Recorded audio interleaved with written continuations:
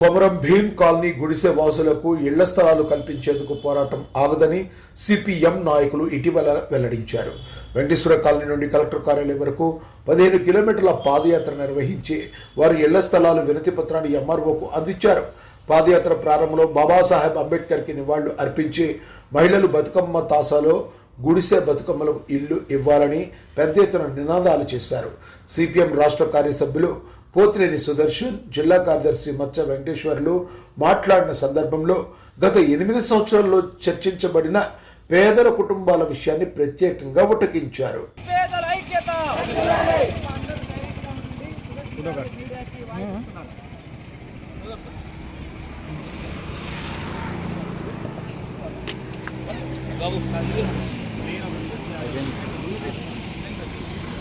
కొత్తగూడెం జిల్లా చుంచుపల్లి మండలం వెంకటేశ్వర కాలనీలో 15 ఎకరాల 8 సంవత్సరాల క్రితం ప్రభుత్వ భూమి, ఆ భూమిలో 400 మంది పేదలు